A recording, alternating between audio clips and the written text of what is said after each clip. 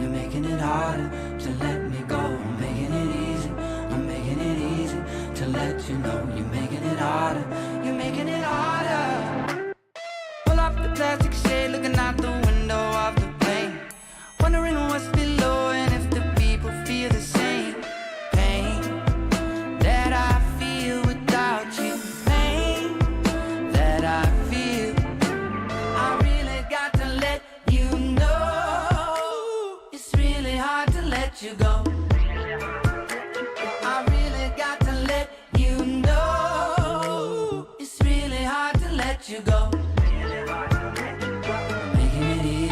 I'm making it easy to let you know. You're making it harder, you're making it harder to let me go. I'm making it easy, I'm making it easy to let you know. You're making it harder, you're making it harder to let me go.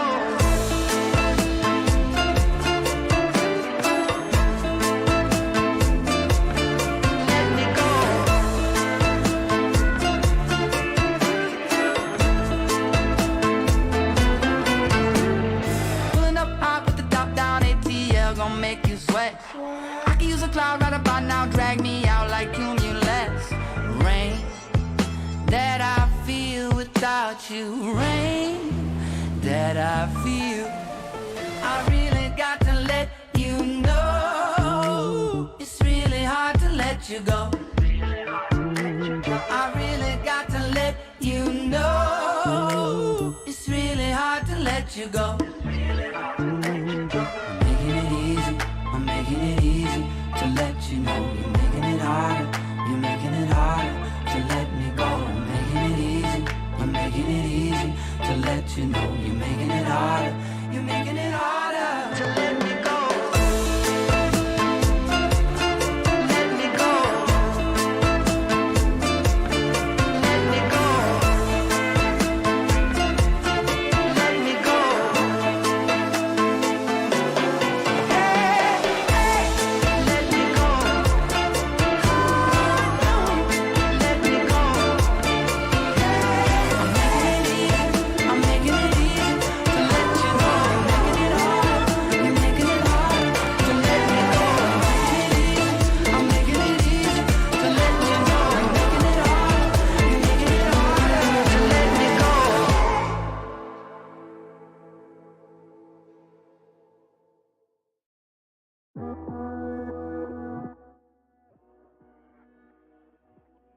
What's going on? Happy Saturday. Today has been an event. I went to go get an eye checkup, and I scheduled an online appointment. But apparently they don't check their online appointments, because when I got there, they're like, "Oh my gosh, we're so sorry, we're all booked up. We didn't even see that come through. Can you go to this location?" So I had to drive another 15 minutes to a different location. I had to wait there. Finally got it done, just for them to like not even give me what I wanted, because I was mainly my prescription hasn't really changed. I mean, I guess it has, but like I've been updating it myself as it's been changing. So I've had fine vision. It's just the problem is like I was pretty sure I had astigmatism, because like my vision, like the lights at nighttime, like they extend outwards from the center point pretty severely. So she said I did have a slight one, but it's not enough to put into a contact lens. So I would have to get glasses in order to do that. And I figured I'd just deal with it until it becomes worse, and then I can actually put it into a contact lens. But anyway, switch over real quick. It's gonna be a quick stream today. Gotta get up, get going pretty soon here. But just figured I'd stop and say hi. I actually was afraid that I wasn't gonna be able to stream today, and I might have to just make it up tomorrow, which all works out. Nothing really new has happened. Still sitting right above those resistances, waiting for them to come back down.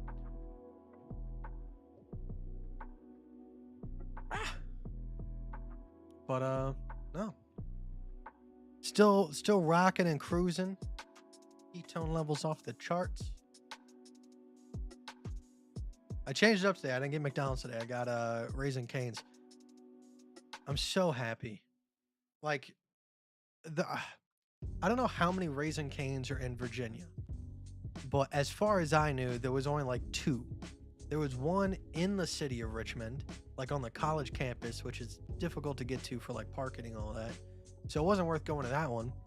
And the other one was like an hour and a half away towards like West Virginia. So I was like, man, I guess I'll settle for Zaxby's. Because like, if you had to choose between the two, you know you would choose Raising Cane's. Zaxby's is second. Zaxby's still good. Zaxby's still second. Raising Cane's first. And we just had a Raising Cane's built. Not like super close to us, but close enough to make sense for me to go to it. So, I went over there and got that today. Got some chicken, some fry, some coleslaw. Just doing the stuff and things. Yeah, like I said, nothing super new to talk about. It tends to be what happens when you get on live every single day, but happy to say hello. Try Five Guys. Five Guys is good. It's just I don't know. I'm looking to spend like $10 a day on food. No more than that.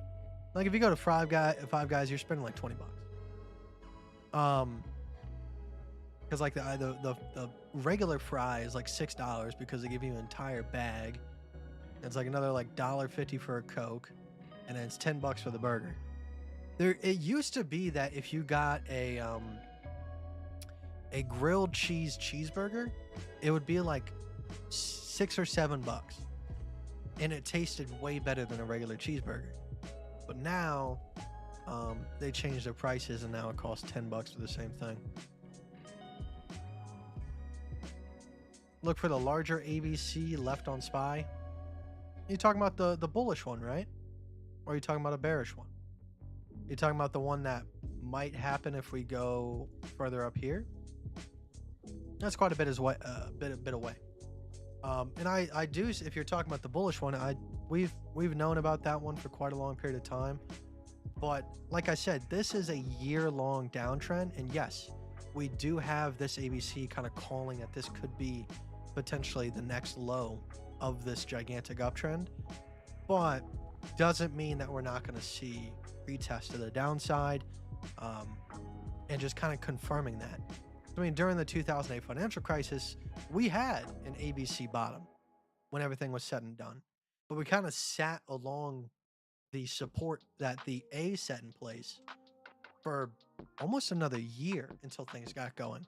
I'm not saying this is anywhere close to that, but when there's larger retests to the downside, there needs to be kind of longer retests, making sure that the support is going to hold. So if that's what you were talking about, like if you think that like we're just going to blast off to the upside, it could happen. But when you take a look at the market as a whole, ETH putting in a bearish pattern, LTC about to put in its higher high here, SPY sitting in a head and shoulders position, US 100 sitting in a ABC position, many other altcoins, DOT for example, XTZ if it had a little bit more pop up, but more importantly the DXY just put in a bullish pattern. So as the dollar value is increasing, potentially if everything's staying stagnant in the crypto market, the dollar value attached to a Bitcoin is decreasing. We are sitting on an ABC long entry right now. Where? On US 100? I don't. If you're trying to say that like you want to take an ABC long off of this, no. The ABC ends on the last turn of trend. So as far as right now, like this is not like a good point for me to like enter long. Not how I do things. Look at macro on DXY. I don't know how much more you can get macro than this. I don't know if you're behind in the stream, but looks like it's turning bullish here.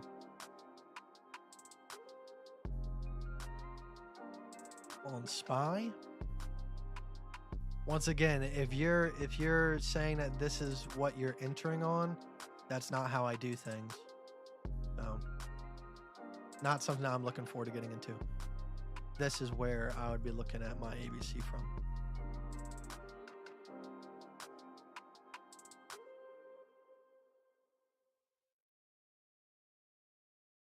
I was down to 195 this morning, still chugging, cruising. I know it's right around the corner, like where I'm gonna first hit my first plateau, and it happens. It happens. But the difference is like that with keto or intermittent fasting, that the plateau is temporary. The problem with decreasing your calories is the plateau is not temporary. All right. So if you're eating 3,000 calories a day, your BMR is 3,000 calories a day. Like if that's what you're consistently eating. So if you go and take your caloric deficit and you set it to 2,000 calories a day, yeah, you're going to lose weight. And then you're going to hit a plateau. But the difference is between those two plateaus, the plateau with the calorie deficit is your body reaccumulating. Your heart rate's going to drop, your metabolic processes are going to drop, which is healthy. Like if you have high blood pressure, whatever it might be, that's healthy. But that's your new set weight. Like that's what your body is now calibrated for. So there's not going to be any further drops in weight. With intermittent fasting, you hit a plateau just because your body doesn't like to lose weight. But your metabolism while you're fasting is actually going up.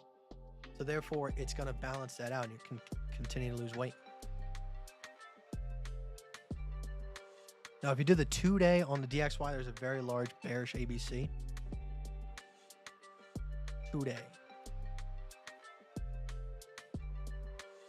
I do see that. We'll keep an eye on that, but right now there is that temporary bump to the upside. So it could be a possible retest. This could be a jump up and retest this level, but until everything's set in stone and we see an actual rejection off of this, I'm still counting on downside. I just don't know the eagerness to like be super bullish at the moment on crypto. All right, just think about it for 2 seconds.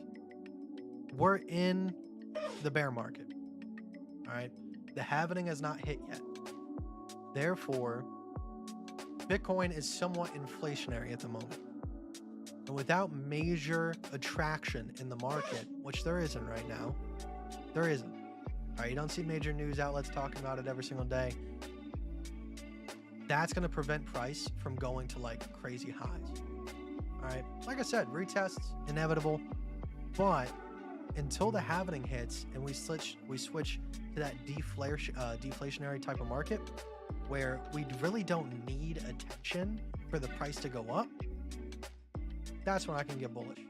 Right now, I'm all for taking longs if the longs are there and valid. But as of right now, we don't have those. We took a monstrous long from the bottom. We made 1,400% profit, took profit. I'm being patient. All right. For me, there's no reason to get into a long because there just isn't one on the board. That's all.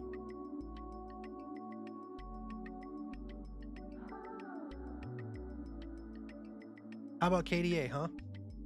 What about KDA? I've been very positive on KDA. Like I said, I'm not sitting here crying that the price isn't going to $20 in a bear market. For me, I look at the facts. It is a very profitable coin to mine despite the price in pretty much the trenches of the bear market. Given that fact, it's going to maintain some sort of attention.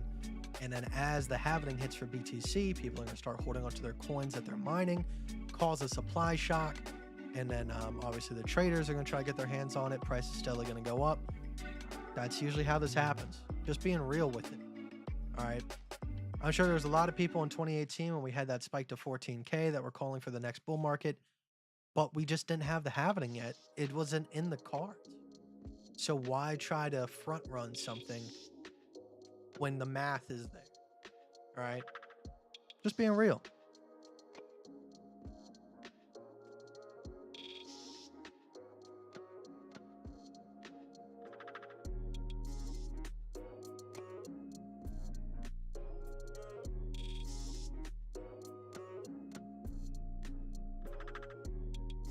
Eating 1 meal a day, Panda Express. It's pretty good. I do like me some Panda. I tend not to look at like ETH to BTC pairs. I keep everything in USDT or USD. Just not how I look at the market. Oh, I said, gotcha. Sorry if I came off aggressive. But yeah, Kitty had a little pump. Nice to see. Nice to see. We were trapped in that pennant for a little bit, so it makes sense that we're having some sort of resolution to it. Now, there is kind of an ABC on KDA. So we have some sort of short setup retesting this level. Of course, if we can stay above this level, we'll probably be retesting somewhere up here. But as of right now, if we can't stay above this level, it is creating an ABC bearish pattern. Like I said, I mean, the rest of the market is as well. Just being patient. Like I said, it's not like I'm full 100% committed to bear. I'm just noticing that the market is retesting highs, and we're not like superseding those highs. So I'm being patient, seeing if we come back down below them. All right, plain simple. Now, if we get back above this and we start pushing up highwards, I hope we get some sort of retest where I can enter along on it. But if it doesn't happen, it doesn't happen. Plain and simple.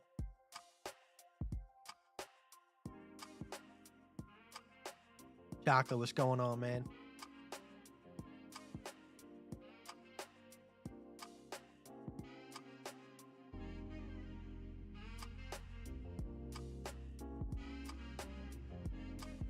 Last bull run, my risk parameters were all over the place. Last bull run was when I was actually like trying to test out like pretty much everything under the sun.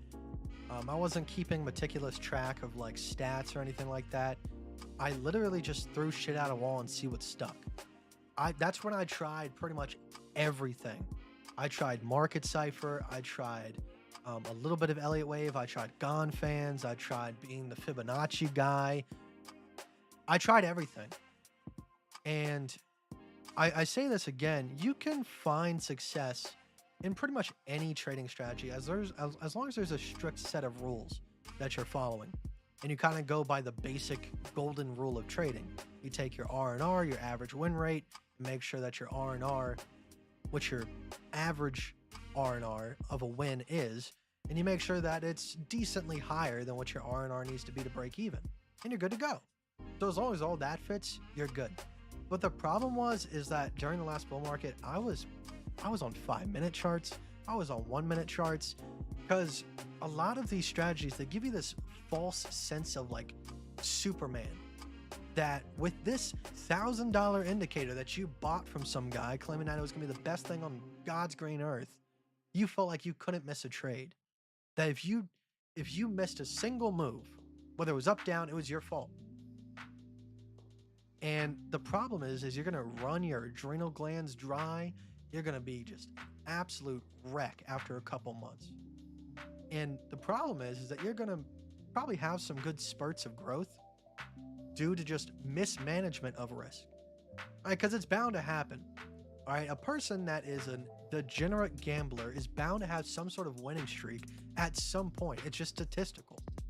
And then that's going to be always in their head. They're going to be, oh, well, one time I was able to go from this to this super quickly. Why can't I do it again? And they keep thinking that's something they're fucking up. But it was a statistical anomaly in the way that they were trading. So for me, I play the slow game.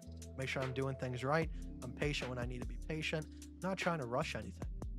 There's no point. There's no point. If you make sure that you hold on to the money you have and gradually grow it, rather than be the guy that just wants to get out of work tomorrow, you got no one to blame but yourself when you're stuck in the same position 15 years from now. Because you have to think 15, 20 years ahead. You can't be thinking tomorrow. It makes no sense. And that was something that I had to learn myself. Because I made a lot of money during the 2017, 2018 bear market.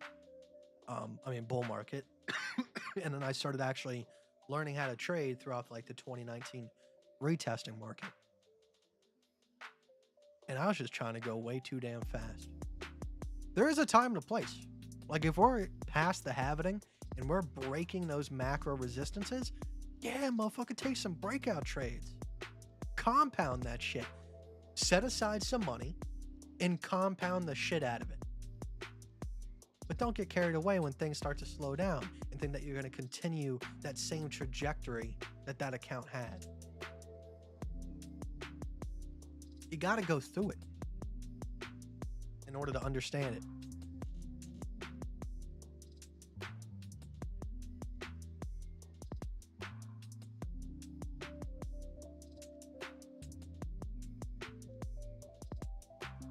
Thoughts on TUSD? I don't think I've ever heard of TUSD. Unless you're talking about USDT. With Binance switched to zero trading fees for BTC away from USDT, volume movements in the wick on BTC, USD, March 15th. I'll take a look at it. It's probably not something I'm super interested in. I've stuck with Bybit. Maybe I'm just an old man. Can't teach a dog new tricks, but I've had a good time with Bybit. I'm used to the UI, and they never done me wrong.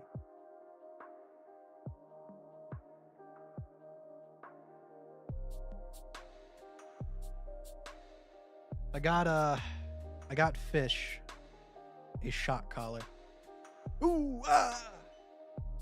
Gonna be people screaming at me. Don't get me wrong. Like if the shock is ever used, it's a very light shock. I'm also gonna be using like the beeping function and the vibration function, because I do want to kind of like start training him to like slow down. Fish has one speed, right? That whole conversation we just had about like going too fast. Fish doesn't understand it, even though he lives with me. All right, he has one speed, and that's top speed.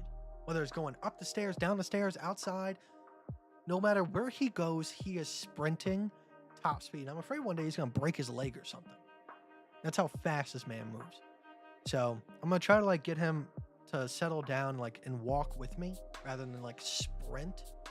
But more importantly than that, with my sister, my other sister, moving into the room right beside me, temporarily. Fish has separation anxiety. So if he gets too loud, she needs to have something to be able to kind of tell him, hey, stop it. Any updates on the TV Hub bot? Yeah, I mean, there's nothing like new to be done. It works exactly as intended. There's nothing crazy to say about it. Like I said, one of the best tools I've added to my arsenal in a while. And I reiterate this for anybody that's going to go in the comments and be like, you're trying to sell them a bot, blah, blah, blah, blah, blah. If that was that easy, do you think that all the financial banks would allow you to do this? It's not a bot. It doesn't find ABCs for you. You find the ABCs and you tell it, if I am below this level, I want to be in a short with a 3% stop loss. All right. And then if it gets stopped out and it comes back below that level, it'll re-enter again for you. That's all it is. That's all it is. Nothing too crazy. Now you got to get a collar for Monk. Yes. Yes, I do. That's a great idea.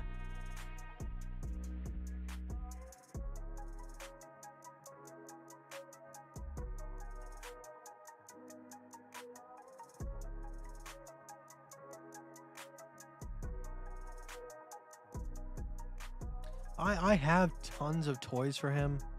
The problem is like with any of those like puzzle toys, he ends up like just tearing them apart. Hey Kite, how can I get your mentorship? It's in the Patreon. I believe it's $55. And I say it's like a 1 hour session, but if I got nothing to do, you got my full attention until you understand what you came there to learn. But if you're interested in that, it's in the description. Just go to the Patreon. And then I have to update some stuff. I made a different Discord. Discord finally fixed it. So I have over 1,500 friends on Discord. And it used to be that you could only have 1,000 friends max. But if someone sent me a friend request, I could accept it. I could continuously add friends. They fixed that for whatever reason. I'm sure it's probably to like avoid bots that can send out thousands of messages or something. I'm sure that's an issue that Discord has. So I had to make a new Discord. I'm gonna update the description and all that stuff once I get some time this weekend, and make sure that people can send me messages and all that jazz. But I do gotta get going, guys. I appreciate your time. I'm sorry I'm late today. Like I said, just some trouble with scheduling on their part. But I did get some free contacts out of it. Some monthly contacts. So I mean, hey, that's a win. So yeah, so I spent $100 on the appointment, and I got a free pair of monthly contacts. So brings my appointment down to like $60.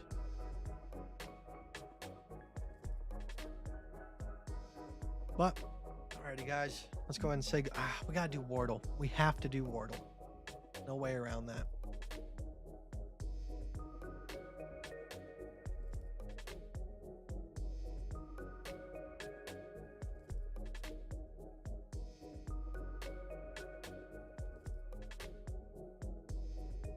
All right. Audio.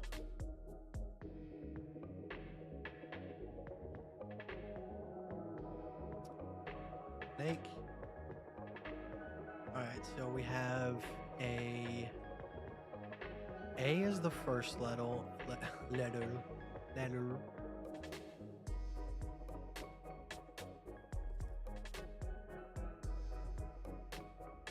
O.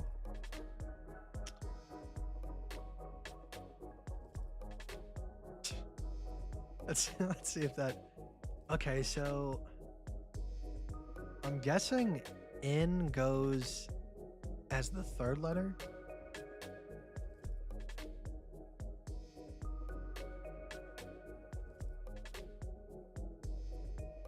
So it's gonna go A-O-N.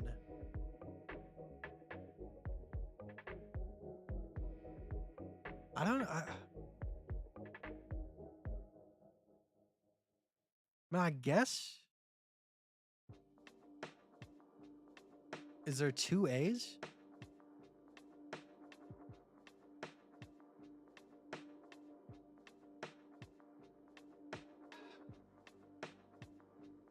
Anybody got any guesses? Kind of lost on this one. All right, so we have an O and an N. I don't know if there's two A's because sometimes, like, if I put double A's.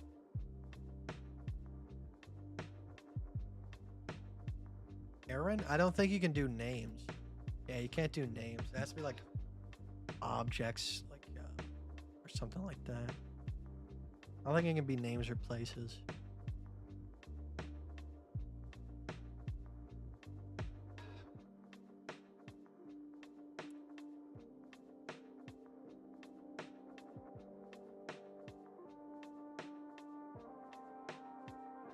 A1 sauce.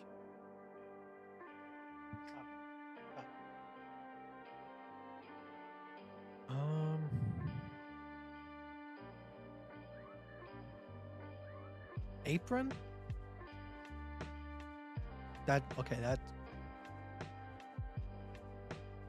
Okay, so I'm not gonna do apron because we know that the O and the N don't go there, so it's not giving us any new letter placement,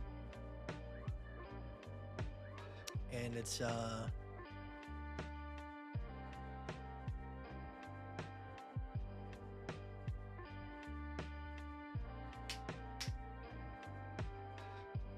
man, I'm at a loss here.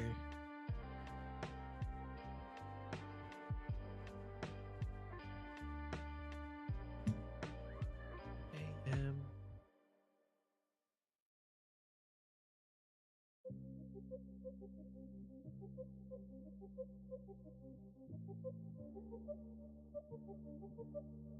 I know that's not even close. Okay, so we know the N goes there now, though. So A-D-E-N.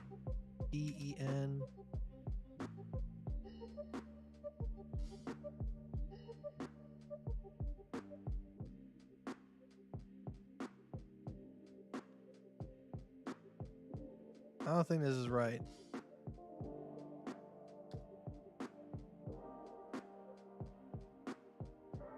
A tone? It can't be a tone because there's no E.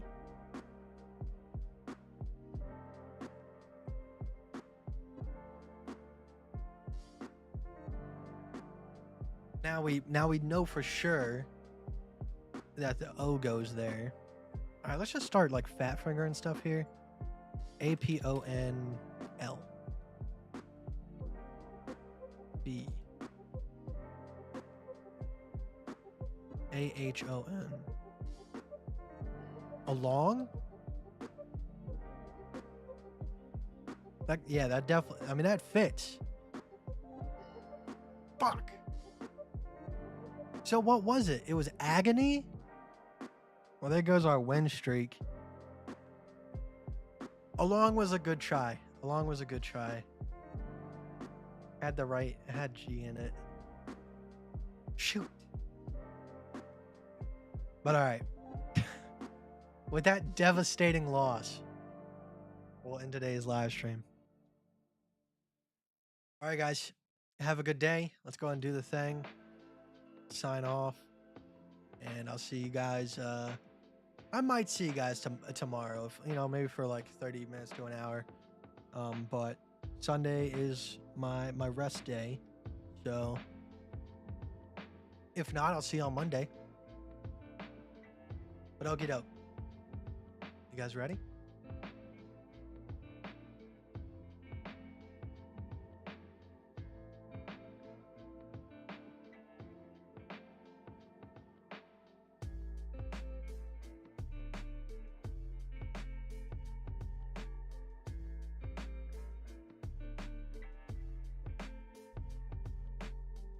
Bye!